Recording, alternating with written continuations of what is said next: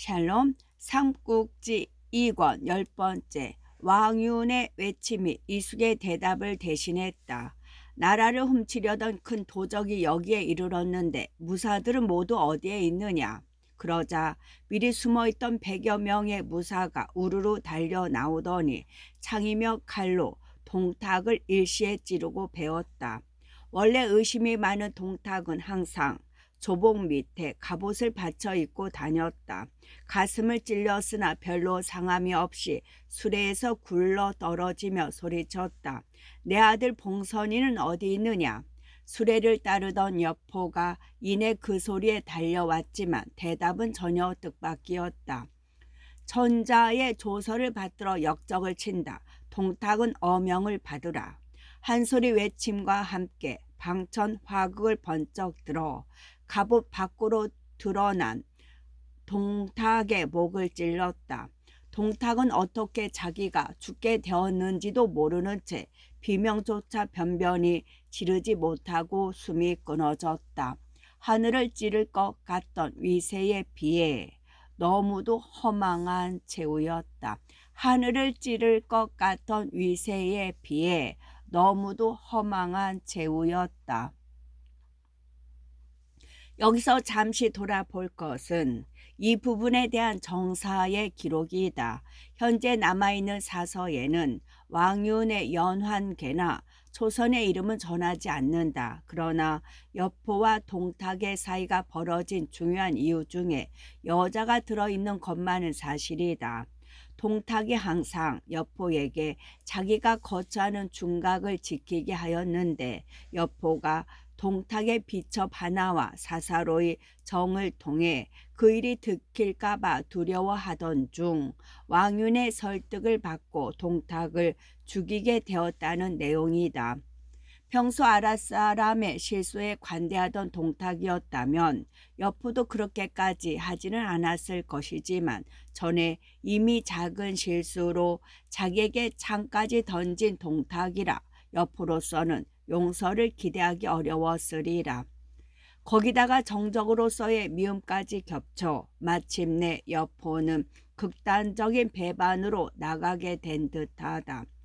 동탁의 숨이 끊어지자 이숙은 재빨리 그 몫을 잘라 손에 들었다. 여포가 그 곁에서 왼손으로 창을 잡은 채 오른손으로 가슴에서 조서를 꺼내 보이며 크게 소리쳤다. 폐하의 조칙을 받들어 역적 동탁을 죽였다. 그 나머지는 죄를 묻지 않을 것이니 동요하지 마라. 그러자 그 자리에 모여있던 장수와 벼슬아치들이 일시에 만세를 불러 동탁의 죽음을 기뻐했다. 일단 자리가 수습되자 여포가 다시 소리쳤다. 동탁을 도와 백성을 학대로 한 자로는 이유가 있다. 다른 이는 용서해도 그만은 용서할 수 없다. 누가 가서 잡아오겠느냐. 제가 다녀오겠습니다. 이숙이 나서서 스스로 가기를 정했다. 마치 이제는 여포의 가신이라도 된 듯한 태도였다. 그러나 미처 영을 받고 떠나기도 전에 함성이 들리며 사람이 와서 알렸다. 이후에 종들이 이미 이웃을 잡아 이리로 끌고 오고 있습니다. 그 주인 동탁과 마찬가지로 이웃 또한 부리던 자들에게 배신을 당해 달아날 국리조차 한번 해보지 못하고 묶여온 것이었다. 이웃가 끌려 들어오자 왕윤이 영을 내렸다. 저놈을 저작거리로 끌고 나가 목을 베어 그 주인 동탁의 목과 나란히 걸게 하라. 이에 그들 주종의 몫은 나란히 저작거리에 내걸리고 시체는 그 곁에 버려졌다. 동탁은 원래 살찌고 기름진 몸이었다. 비록 목이 잘난 시체가 되었으나 몸에 기름기까지 빠져나갈 리 없었다. 시체를 지키던 군사 하나가 심지를 배꼽에 박아 불을 켜니 그 기름기가 흘러내려 땅을 적실 정도였다. 지나가는 백성치고 그 몫을 향해 주먹질을 휘두르거나 실체를 밟지 않는 이가 없었다. 왕윤은 다시 여포와 황보승, 이숙 등에게 군사 5만을 주어 묘성으로 보냈다.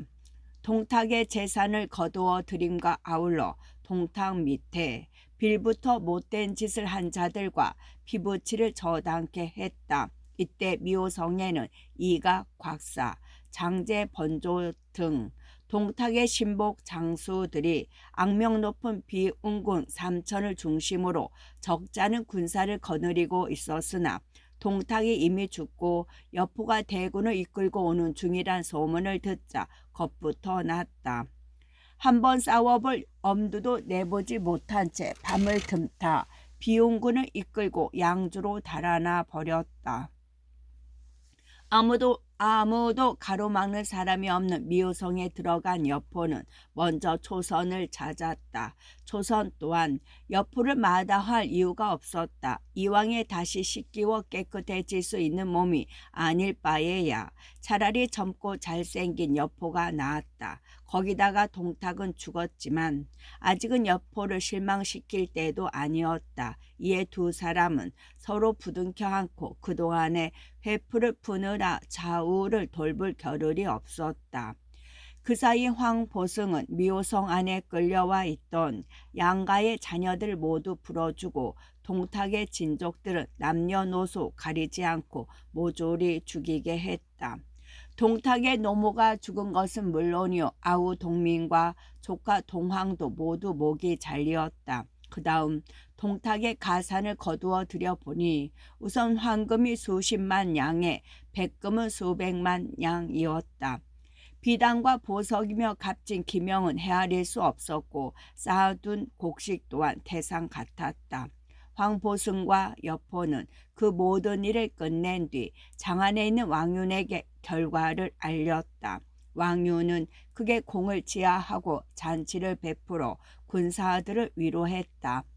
그리고 따로 도당의 자리를 마련하여 백관들과 함께 술잔을 들며 한실의 회복을 기뻐했다. 그런데 술자리가 한창 무르익을 무렵이었다.忽然 사람이 와서 알렸다. 동탁의 시체를 저자에 버려두었던 바 그 앞에 엎드려 크게 곡을 하는 사람이 있습니다. 왕윤이 소리쳤다. 동탁이 나라에 큰 죄를 짓다가 죽임을 당해 아래 위 모두 기뻐해 맞이 않는데 누가 감히 그 시체 앞에서 곡을 한단 말이냐. 이리 잡아들여라. 대국을 주재하는 왕윤의 명이라 말이 떨어지기 바쁘게 무사들이 달려갔다. 얼마 뒤 잡혀온 자를 보니 놀랍게도 시중 재홍이었다. 여러 벼슬 아치들이 한결같이 놀란 얼굴로 재홍을 바라보고 있는데 왕윤이 매섭게 꾸짖었다.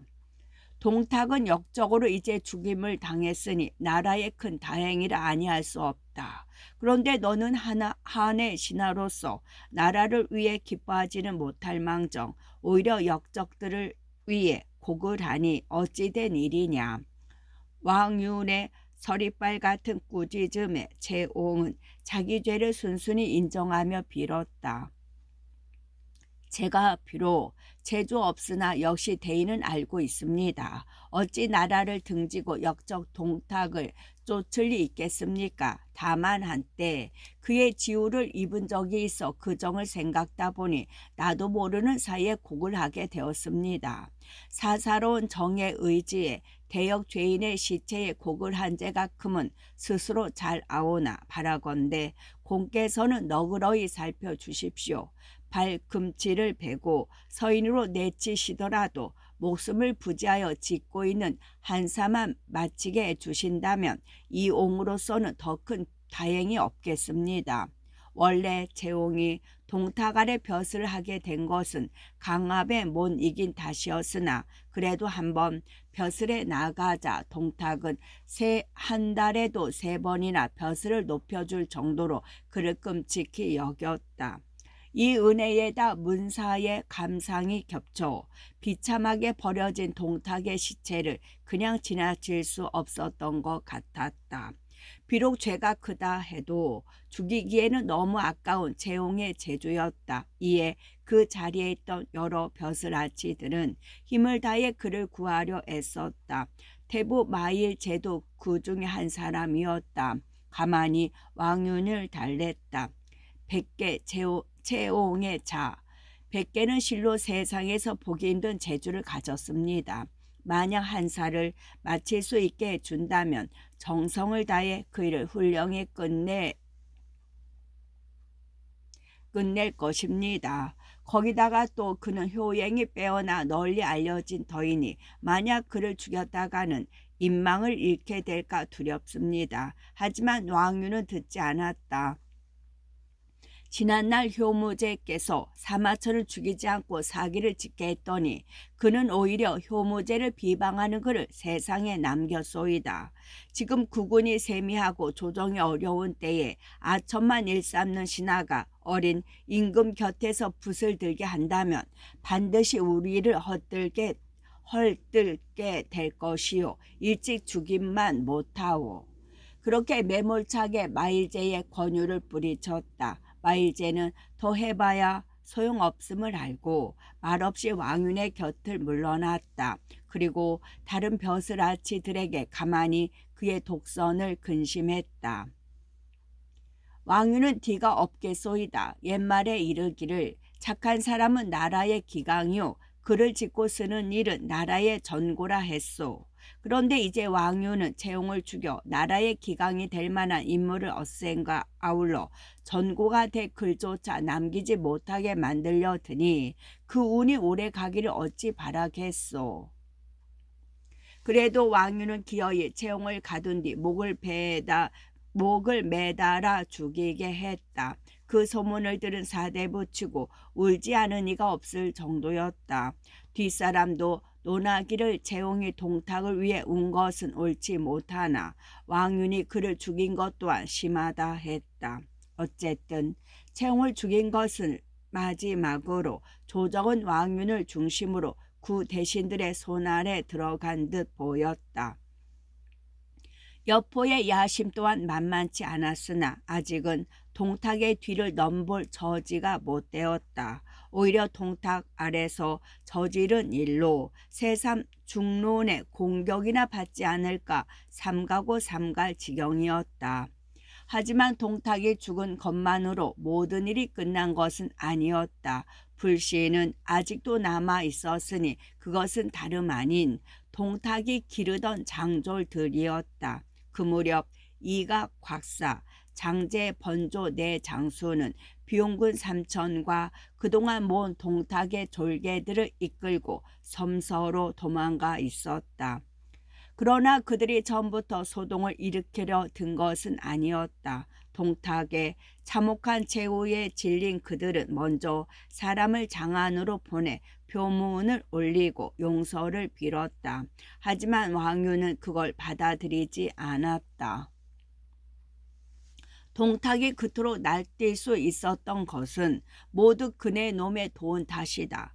지금 비록 천하의 대사령을 내려 민심을 수습하는 중이나 그 내놈만은 용서할 수가 없다. 왕유는 그렇게 주장하며 사자를 꾸짖어 돌려보냈다. 원래 싸움을 알지 못하는 문신인 그에게 그들 넷이 거느린 군사 따위는 안중에도 없었다. 장안에서 쫓겨난 사자는 이각과 곽사 등에게 들은 대로 전했다. 이각이 풀이 죽어 나머지 셋에게 말했다. 용서를 구했으나 얻지 못했으니 할 수 없이 각자 달아나 살 궁리를 해야겠네. 나머지 셋도 달리 방도가 없는 것 같았다. 이각의 말에 묵묵히 동의하며 침울해져 있는데 그 자리에 함께 있던 모사 가후가 입을 열었다. 장군들이 만약 군사를 버리고 홀로 도망 다닌다면 정장 따위라도 장군들을 잡아 묶을 수 있을 것이요. 정장은 작은 마을의 2장 정도입니다. 정장 따위라도 장군들을 잡아 묶을 수 있을 것이요. 적당한 구실로 섬서에 사람들을 끌어들이고 지금 거느린 군마를 보태 크게 이를 꾸며본만 갖지 못하외다. 그 군사로 장항으로 쳐들어가 동태사의 원수를 갚고 일이 잘 되면 조정을 받들며 전하를 바로 잡을 수도 있소. 만약 이기지 못하면 도망은 그때 가도 늦지 않소이다. 이각을 비롯한 네 사람이 들으니 그럴듯했다. 하지만 별로 지략에 밟지 못한 무장들이라 어떻게 군사를 모아들여야 할지 알 수가 없었다. 비록 그 땅이 동탁의 근거지이긴 하나 워낙 동탁의 악명이 높아 그의 원수를 갚는다거나 전하를 바로 잡는다는 등 명분 따위로는 사람이 모일 것 같지 않았다. 왕윤인 성격이 편협하고 부정하니 그러한 점과 이 지방은 동태사가 근거하던 곳이란 점을 이용하면 될 것이요. 가후가 그렇게 말하며 한 꾀를 일러주었다. 역시 대성불은 꾀였다. 이에 이각을 비롯한 네 사람은 다음 날부터 군사들을 풀어 무시무시한 소문을 퍼뜨렸다. 왕유는 이 땅의 동탁의 근거지였다는 이유로 이 땅 사람들을 모조리 죽여 없애려 한다. 곧 장안에서 대군이 와 이곳을 쓸어버린다 하더라. 이런 소문들이 양주에 나돌자 사람들은 모두 놀랍고 두려웠다. 동탁을 위해 곡 한 번 한 재혼까지 죽일 만큼 매몰찬 위인이니 능히 그럴 수도 있다는 생각이 든 까닭이었다. 양주 백성들이 놀라고 두려워하는 걸 보고 다시 이각의 무리는 선동했다. 헛되이 죽을 바에야 우리를 따라 난리를 일으키는 게 어떠냐. 잘되면 동태사의 원수도 갚고 벼슬과 재물도 얻을 수 있으리라. 그 말을 들은 백성들은 귀가 솔깃했다. 그날부터 줄을 지어 이각과 곽사 등의 군문으로 몰려드니 그렇게 모인 군사가 며칠 한데 10만이 넘었다. 이를 시작하기는 해도 마음 한구석에는 여전히 불안과 근심이 남아있던 이각 곽사의 무리도 군사가 그같이 모이자 부쩍 힘이 솟았다.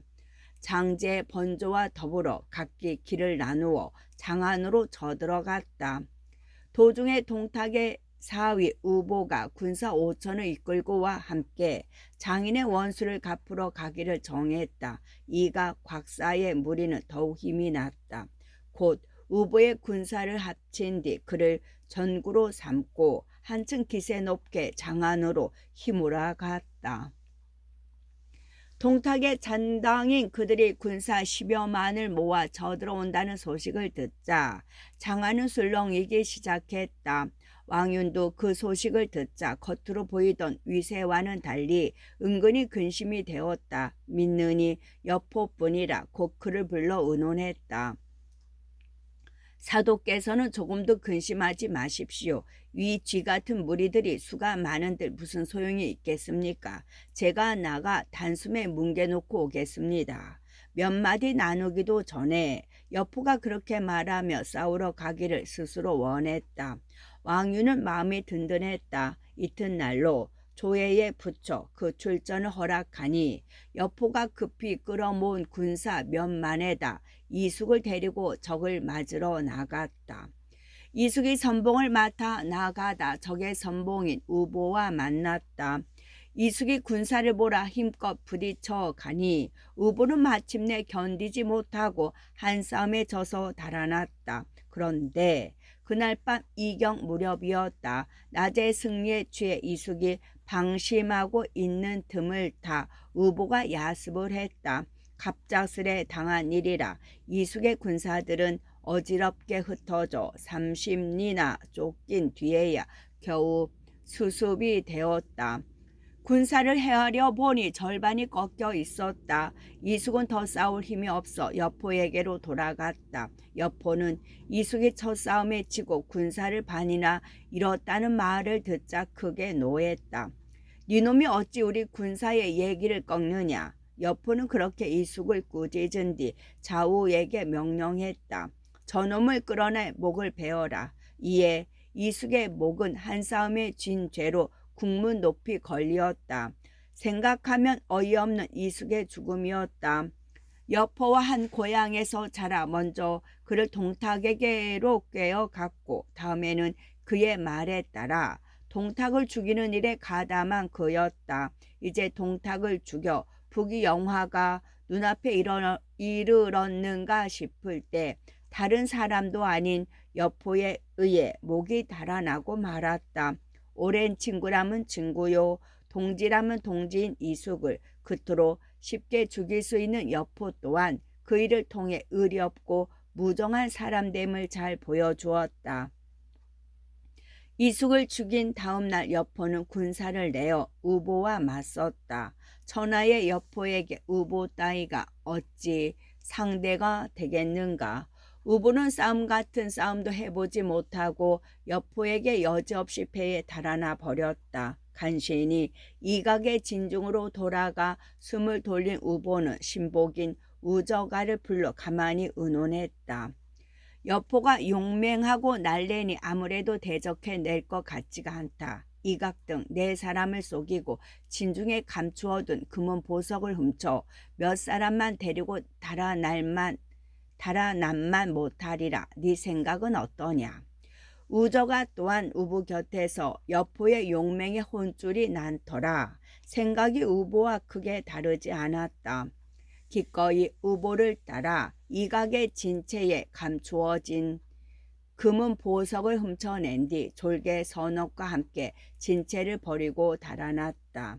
그리하여 그들 일행이 어떤 물가에 이르렀을 때였다. 호저가는 훔쳐내온 그 금은을 혼자 차지하고 싶은 욕심이 일었다. 곰곰 궁리를 해보니 곧 좋은 깨가 떠올랐다. 우보를 죽여 그 몫을 여포에게 바치면 훔쳐내온 재물은 자기가 차지하게 될 뿐만 아니라 여포에게는 상까지 받을 것이란 생각이 든 것이었다.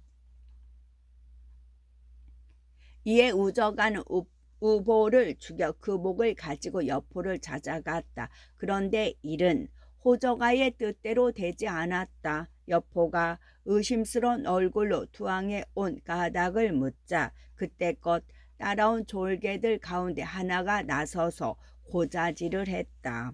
호저가는 장군께 충성을 바치자고 우보를 죽인 게 아닙니다. 다만 그가 지닌 금은 보화를 빼앗기 위해 우보를 죽였을 뿐입니다. 그 말에 노한 여포는 그 자리에서 호저가를 죽여버렸다. 제 딴에는 주인을 배반한 더러운 종놈을 죽인다는 잠옷 의기로운 결정이었다. 여기서 다시 한번 확인되는 것은 사사로운 이익으로만 뭉친 무리의 특징이다. 동탁과 이유가 각기 그 아랫사람들의 배반으로 비참한 최후를 마친 것은 이미 보았거니와 호저가의 일은 더욱 한심한 배반의 연쇄로 이어졌다. 먼저 우보가 이각을 배반했으며 다시 우저가가 그 우보를 배반했으며 이제는 그 졸개들이 또 그 호저가를 배반한 것이다. 대저 무리를 이룸에 반드시 대의가 필요한 까닭이 이에 있다. 우보가 죽어 전구가 없어진 이각의 군사들을 향해 여포는 호저가를 죽인 그날로 진군을 서둘렀다. 오래전에 이각의 본진이 나타났다. 그걸 보자 여포는 미처 진열을 가다듬을 틈조차 주지 않고 똑바로 군사를 부딪혀 갔다. 그 자신이 맨 앞에서 적토마에 높이 올라 방천 화국을 휘두르며 나가니 이각이 당할 길이 없었다. 금세 이각의 본진은 쑥대밭이 되고 장수와 군사는 아울러 여포의 군사에 쫓기는 신세가 되고 말았다. 그날 이각은 50열이나 쫓긴 뒤에야 간신히 작은 산에 의지해 보니 열의 7, 8이 상하거나 흩어져 돌아오지 않고 있었다. 혼자서는 아무래도 여포와 더 싸울 힘이 남아있지 않았다. 안 되겠다. 곽사 장제 번조 세 장군을 모셔오너라. 그리고 그들 세 장수가 모이기를 기다려 입을 열었다. 여포가 비록 용맹스러우나 지모가 모자라는 위인이니 그게 두려워할 건 없소이다. 나는 군사를 이끌고 골짜기 입구를 지키며 내일 그를 꿰어 내 싸움을 도들 터이니 곽 장군은 군사를 이끌고 그 뒤를 지시오. 이는 옛적 백머리 항우를 괴롭히던 법으로 징을 치면 군사를 내몰고 북을 두드리면 군사를 거두어 옆으로 우리 둘 사이에 묶어둘 수가 있소이다. 그 사이 장제와 번조 두 장군은 길을 나누어 급히 장안을 치면 저것들은 머리와 꼬리가 서로 구하지 못하는 형국이 되어 반드시 크게 패하고 말 것이요. 우선은 자신의 대패를 얼버무리고 나머지 셋의 힘을 한 군데로 모아쓰기 위함이었으나 이각의 그 같은 계책은 잘못 그럴듯했다. 동탁의 그늘에 묻혀 기껏해야 동탁의 충실한 개처럼 알려져 온 터이지만 이각 또한 범상한 장수는 결코 아니었다. 나머지 셋도 병법을 조금씩 아는 자들이라 금세 그 계책을 따르기로 결정을 보았다. 그걸 알 리 없는 여포는 곧 이각을 쫓아 그 산 아래에 이르렀다. 그런데 겁을 먹고 도망칠 줄 알았던 이각이 오히려 골짜기를 가로막고 싸움을 돋아오지 않는가. 성난 여포는 앞뒤 돌볼 것이 없이 곧바로 군사를 몰아 이각을 잡으러 갔다. 이각은 몇 번 싸우는 채 하다가 곧 산 위로 도망치기 시작했다. 여포는 급히 말을 몰아 그런 이각을 쫓았으나 산 위에서 화살과 돌이 비오듯 쏟아지는 바람에 앞으로 나아갈 수가 없었다. 그래서 막 군사를 돌리려는데 급한 보고가 들어왔다. 곽사의 군사들이 갑자기 후진을 들이쳐 우리 군사들이 크게 동요하고 있습니다. 그렇다면 큰일이었다.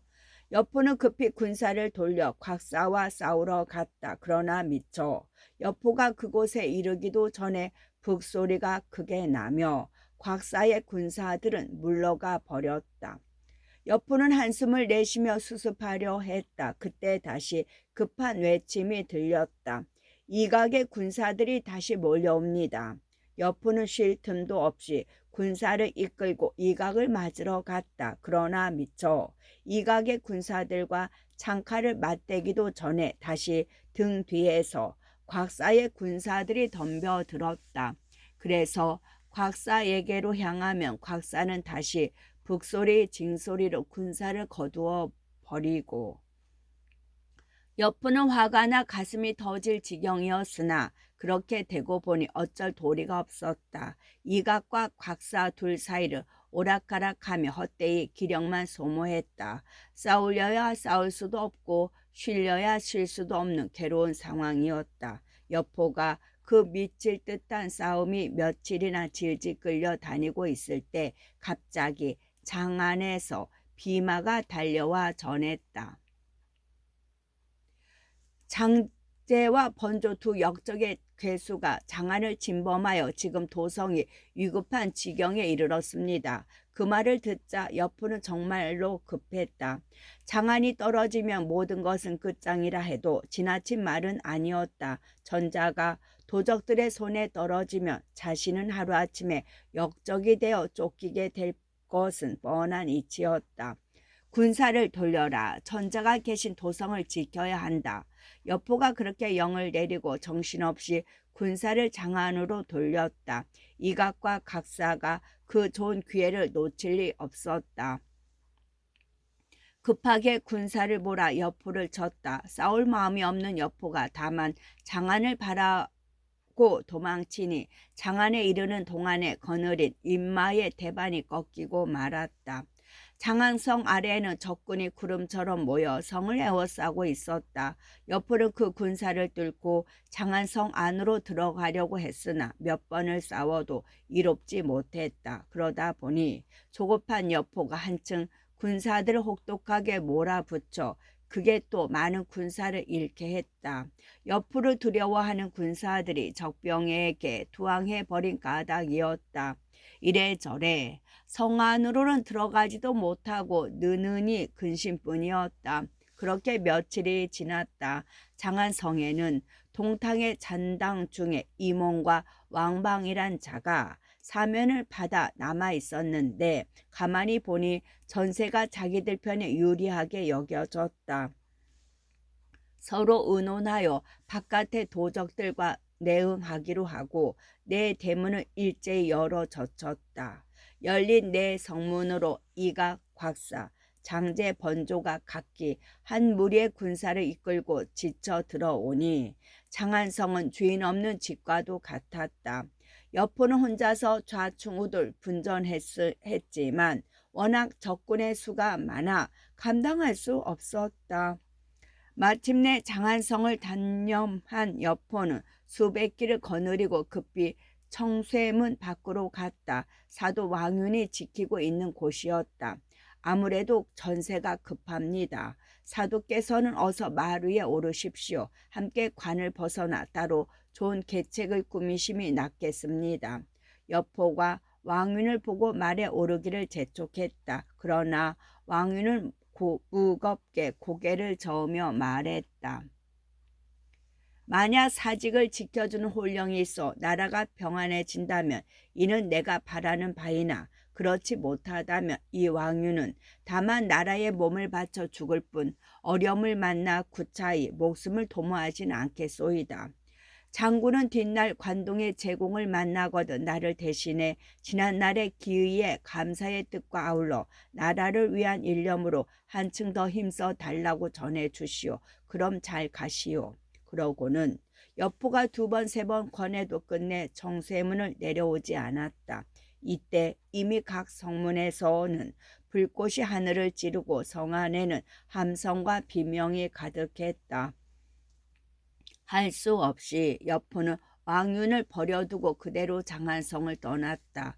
가족들과 새로 얻은 조선도 돌볼 tum이 없이 100여 기만 이끌고 관을 벗어난 것이었다.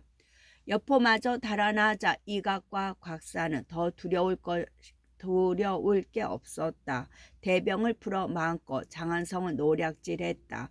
태상경, 충불, 태복, 노규, 성문, 교의, 죄열 등 충신 연암은 명이 그 통해 나라를 위해 죽고 수많은 군사들도 동탁의 잔당에게 목숨을 잃었다.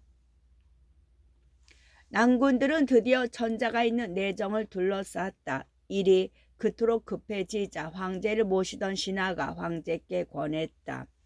폐하께서 몸소 나시어 저들을 달래보미 어떠하올는지요. 저들이 비록 역적에 졸게 들이라고는 하나 폐하의 언명이 어찌 감히 어기겠습니까? 이에 헌제는 몸소 선평문 위로 올라갔다. 이각과 곽사는 멀리서 선평문 문루 위로 누런 일산, 자루긴 해가리개가 일산이 나타난 것을 보고 천자의 황계라 짐작했다. 군사들을 멈추게 한 뒤 크게 만세를 불렀다. 거기에 힘을 얻은 헌제는 문로에 의지한 채 큰소리로 물었다. 경들은 한마디 주청조차 없이 장안으로 뛰어들었으니 도대체 무엇을 하고자 함인가. 이각과 곽사가 나란히 얼굴을 들고 천자를 올려다보고 말했다. 동태사는 폐하의 충성스런 신하였사오나 왕윤에게 까닭없이 모살되었습니다. 이에 저희들은 특히 동태사의 원수를 갚고자 달려왔을 뿐 감히 모반을 일으킬 뜻은 없었습니다. 다만 왕윤만 내어주신다면 곧바로 군사를 물리겠습니다. 천자가 들으니 기가 막혔다. 목에 칼끝이 닿은 것과 같은 형국이어서 그들의 뜻을 거스를 수도 없고 그렇다고 충신을 역적의 손에 내주어 죽게 할 수도 없었다. 천자가 잠시 말문이 막혀 무어라 대답을 못하고 있을 때 곁에 있던 왕윤이 나섰다. 신은 원래 사직을 위해 역적을 죽이는 꾀를 냈었으나 뜻밖에도 그 잔당의 세력이 강하여 일이 이 지경에 이르렀습니다. 하되 폐하께서는 못난 신을 애석히 여기어 나란 일을 그르쳐서는 안 됩니다. 제가 내려가 저 두 도적을 만나 보겠습니다.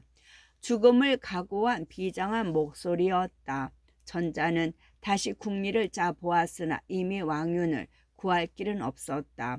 차마 그 뜻을 허락하지도 말리지도 못하고 문노 위를 서성거릴 뿐이었다. 왕유는 천자의 허락을 기다리지 않고 문노에서 뛰어내리며 소리쳤다. 왕윤이 여기 있다. 이 왕윤을 누가 찾느냐?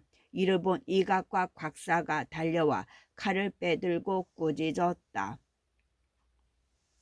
동태사께 무슨 죄가 있기로 니놈이 함부로 죽였느냐? 역적 동탁의 죄는 하늘을 채우고 땅을 덮을 만하니 어찌 말로 다하겠느냐?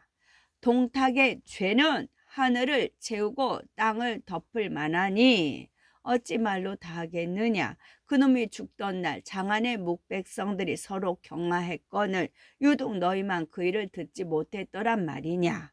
왕윤이 곳곳하게 맞섰다. 곽사가 다시 그런 왕윤에게 물었다. 태사는 죄가 있다 하더라도 우리는 무슨 죄가 있어 사면을 허락지 않았느냐?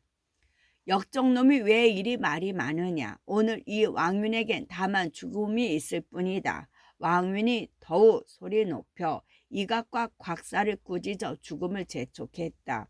이에 이각과 곽사는 왕윤을 누각 아래로 끌어내 죽이고 사람을 보내 그 가족까지 몰살시켰다. 일찍이 왕윤이 채웅을 죽일 때 마일제가 한 말이 그대로 들어맞은 것이었다. 비록 정의일지라도 지나치게 독선에 이르면 화가 따른다는 이치를 마일제는 이미 헤아리고 있었음에 틀림없다. 드디어 패자의 길로, 동군 낙양 동쪽 800리 옛 위나라에 설치된 군이다.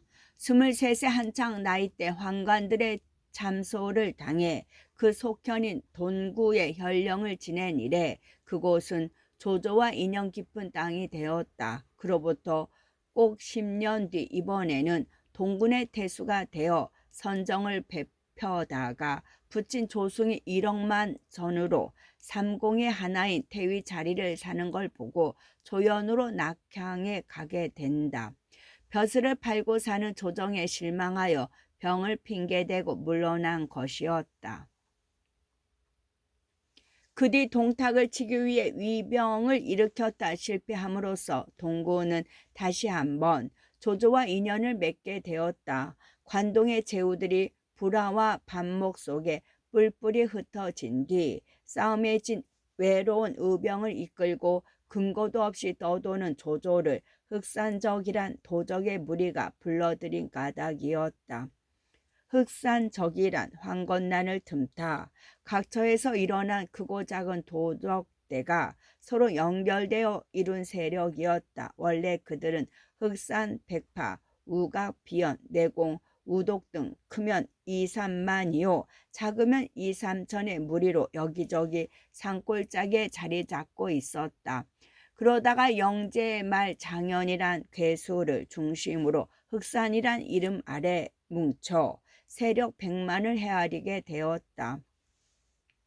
조정은 이를 진압할 힘이 없어 한때 하북의 여러 주군이 그 세력 아래 놓이게 되었다. 그러나 뒷날 그 우두머리 장현이 표를 올려 투항하니 조정은 그를 평난 중랑장으로 삼고 또 다른 우두머리 양봉을 흑산교우로 삼아 무리를 다독이게 했다. 이때 한때 흑산적은 진정된 듯도 보였으나 동탁이 도성을 장안으로 옮기고 전하가 어수선해지자 그들은 또다시 무리를 지어 일기 시작했다. 그들 가운데에 우독과 배교, 휴고 등은 무리 수십만을 모아 위군과 동군을 위협했다. 이때 겁을 먹은 동군 태수 왕괭이 조조에게 구원을 정해왔다. 흑산적이 조조를 불렀다. 흑산적이 조조를 불렀다 함은 바로 이런 사정을 달리 이른 말이었다.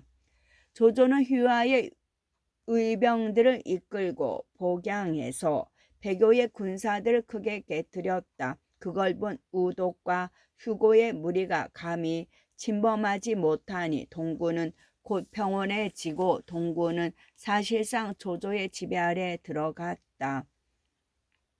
그때 조조에게 왕갱을 대신해 동군 태수를 맡게 한 게 원소였다. 한복을 위협해 기주를 빼앗은 뒤 힘을 기르는데 열중하던 원소는 장안으로 표문을 올려 조조의 공을 아랜 뒤 조조를 동군 태수로 추천했다. 지난날 공소찬과 싸울 때 공소찬을 도운 흑산적을 물리쳐 준 데 대한 고마움을 표시함과 아울러 그 기회에 조조와 긴밀하게 맺어져 필요하면 그의 힘을 빌 수 있도록 하기 위함이었다. 그때껏 대권을 잡고 있던 동탁은 아직 조조에 대한 노여움이 풀어지지 않았으나 황제를 움직여 조조를 동군 태수로 삼았다. 이왕에 조정의 세력이 미치지 못하는 관동의 일이요. 또 그 동군은 이미 사실상 조조의 손안에 들어가 있다는 걸 알자 미운 놈 떡 하나 더 준다는 식으로 동탁이 선심을 쓴 덕분이었다. 조조에게는 호랑이가 날개를 얻은 일이나 다름없었다. 의병이란 군사를 움직이는 구실을 마련하는 데도 그들을 먹이고 입히는 데도 어려움이 많았다. 그런데 이제 동군 태수가 됨으로써 그의 군사들은 관군이 되었을 뿐만 아니라 군자금도 세금을 거두어 쓸 수 있게 되었다. 조조는 곧 동무양을 지소로 삼고 동군을 중심으로 세력을 키워가기 시작했다. 그 같은 난세에서 가장 빨리 세력을 키워가는 길은 다른 세력을 깨뜨리고 그 근거지와 군사들을 아우르는 길이었다. 조조는 그 상대를 먼저 아직 남아있는 부군의 흑산적으로 잡았다. 머릿수는 많았지만 오합지중이나 다를 바 없는 흑산의 무리가 그 같은 조조의 공격을 당해낼 리 없었다. 이듬해 봄이 되자 유도, 휴고 등의 무리는 조조에게 많은 군사만 보태준 뒤 동군 근처에서 사라지고 드디어 조조는 한 땅의 주인으로 확고하게 자리를 잡게 되었다. 흑산적을 돕던 어부라는 흉노의 주장을 내황에서 크게 접으쓰고 돌아온 며칠 뒤 조조는 한바탕 크게 잔치를 벌여 장졸들을 위로했다. 그때 이미 조조에게는 점진류 땅을 떠날 때보다 배가 넘는 장수와 모사들이 모여 있었다. 그들과 함께 술잔을 들던 조조는 돌연 한 가닥 시흥이 솟았다. 즐거움과 기쁨의 시흥이기보다는 쓰라림과 슬픔의 시흥이었다. 드디어 젊은 날 한실에 바쳤던 충성의 맹세를 절회하고 패자의 길로 들어선 40줄의 자신과 어지러운 세상으로 신음하는 백성들, 그리고 이제는 대의보다 영혼들의 감춰진 야망을 위해 죽어가게 될 장졸들의 생각이 머무르자 갑자기 비감에 젖어든 탓이었다. 영웅들의 감추어진 야망을 위해 죽어가게 될 장졸들의 생각이 머무르자 갑자기 비감에 젖어든 탓이었다. 제공들, 내 호리행 한수 울겠소이다. 호리행이란 죽은 사람을 애도하는 글의 일종을 말합니다. 조조가 잔을 놓으며 그렇게 말한 뒤 조용히 읊조리기 시작했다. 관동에 의로운 이들이 있어 흉한 물이 치고자 군사를 일으켰네. 맹진에서 만나 처음 기약할 제 마음은 모두 임금 계신 도성에 있었으되 힘을 모음에 가지런하지 못하고 혹은 앞서고 혹은 머뭇거렸네. 세력과 이익, 사람을 다투게 하고 끝내는 서로 죽이며 돌아섰네. 거기서 조조는 잠시 읊조르기를 멈추었다. 형량에서 패주하던 자신의 참담한 모습이 새삼스런 비문으로 떠오르는 모양이었다. 그러나 조조는 곧 목소리를 가다듬어 계속했다. 회남에서는 임금이 장칭되고 참칭되고 옥새는 부쪽에서 새겨지니 갑옷과 투구에는 이가 생기고 수많은 백성 싸움에 죽네. 한 흰뼈 들판에 널려 있고 전리에 다구는 소리 들리지 않으니 살아남은 자 백이 하나나 될까 생각하면 애가 끊기는 듯하네. 조조의 읊조림이 끝나자 흥겹던 술자리는 한동안 숙연해졌다. 그러다가 하우든이 끝내 의아로운 듯 조조에게 물었다. 끝.